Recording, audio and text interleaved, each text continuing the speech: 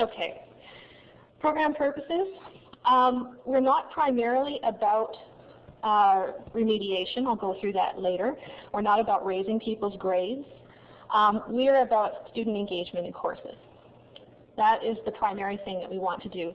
And I'll go through a lot of other things that we're not, but student engagement means enhancing it from the peer-to-peer point of view. We have engagement from the instructors. This is not a way to, be a crutch for a poor instructor. No, this is about bringing some new element to the classroom where a former student of that class plays a role within class time and outside class time in engaging their peers in creative ways that they themselves can understand. It also establishes teaching and learning communities, and by that we mean trying to get faculty and students to relate to one another across the generational bridge, across hierarchies of institutional barriers, establishing communities among several courses, and joining faculty members who also host peer mentors. It makes it less isolating for faculty. It makes it less isolating sometimes for students to see that former students are coming back to enrich that class. It's also about peer mentor and leader development. Some programs that enhance student learning in classrooms focus primarily on the mentee, the student who's receiving mentoring. In this case, we want to focus equally as much on the development of the peer mentor or leader. Curricular peer mentoring is not. It's not an individual matching program or tutoring. There's many types of peer mentoring across the university, many types of ways in which we conceive of the word mentoring. Some people use peer mentoring to talk about faculty mentoring other faculty. Some of them talk about matching students with at-risk students. Those are all good programs. We're not going to deny that they have benefits. And this is a particular type of program that isn't focused on just tutoring or individual matching. It's not just about dyads or two people, a mentor and a mentee. It's about the group setting, the classroom setting, and if you also have to, supplement that with some individual work, then go for it. But we're not primarily limiting people to dyads of 2 people at a time. It's also not focused primarily on struggling or at-risk students. This is disappointing for many teachers who take on a peer mentor and then they're sad to realize that, oh no, my poorest students aren't coming out to these workshops. Well, students who don't have a lot of the skills for high levels of engagement are not likely to be the first adopters.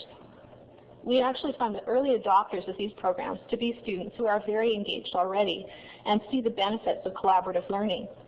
And that doesn't mean that the lesser engaged people ignore this. It means that they are followers. It means that when they see that the high performing students are coming to these workshops, they go, oh, it's not a stigma. There's no remediation stigma attached. I'm going to go because I know that these really highly engaged peers of mine are attending and getting something out of it. I'm going to check it out. So we try to pull from the top instead of pushing out from the bottom, which means that you try to engage the people that you want to retain, that actually those students want more engagement.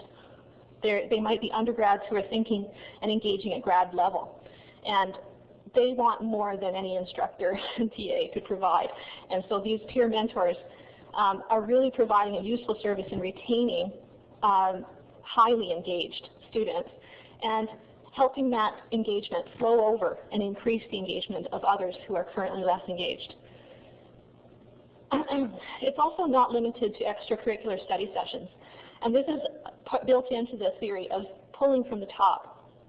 If you are only extracurricular as a peer mentor, you don't give anyone a free sample of what you do. They don't know what you provide. And a lot of times in commuter campuses like ours, where people are on campus for very short periods of time and then they leave, or else they're in class, that's their social engagement, and then they go to study individually. Extracurricular is not a very good place to start.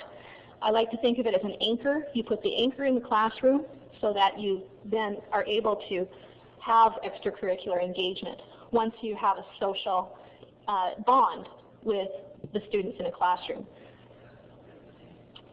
And then, of course, they do have extracurricular study sessions.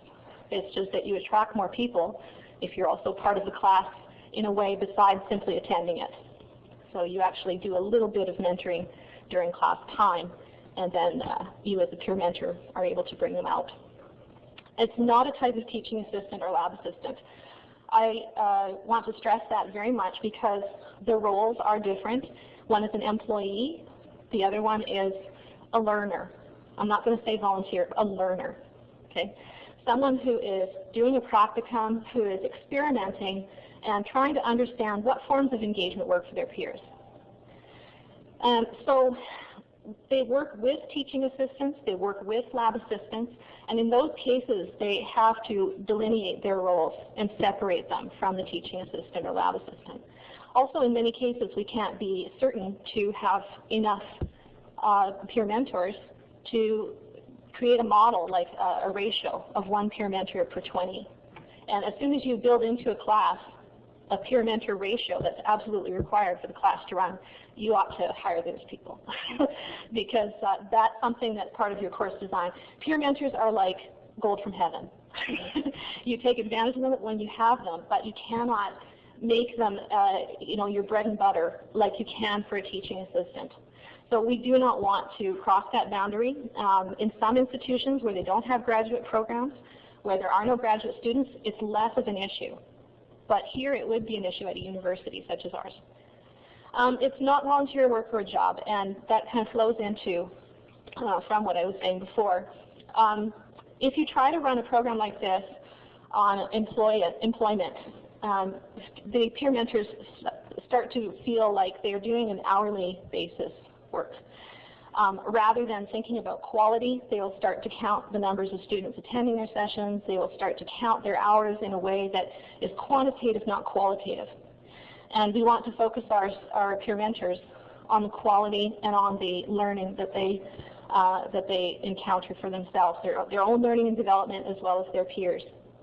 Volunteer work also, without having a course that keeps them grounded, that gives them motivation between an A- and an A. These are advanced students we're working with who want to become peer mentors. Pass and fail often is not motivating. You want to go for the A. You want to add this to your GPA. And having that cohort and that class makes it a very social, supportive experience for our peer mentors. And volunteer work is something that you always have a door open to leave. If you've paid your tuition to become a peer mentor, you want to excel in your reflective abilities, your research abilities. You want to learn through this experience. You're going to stick with it throughout the term. We've had volunteers, and they've decided that they can't handle the role adjustment from being a student to being a peer mentor, or else their life becomes too busy, and they leave. So it's different in terms of reward systems. It's also not a way to fix a poorly designed course. Peer mentors who are put into very challenging situations, maybe a pilot of a course, or a place where it's traditionally very difficult to engage students, they do have a harder time. They're not the core of the class. And so it's not something to say, oh, it's going to instantly increase my student evaluations, it's going to, these people also have a very hard time if it's a hard environment for the students. They do need a quality instructor to support their transition from being a student to being a peer mentor.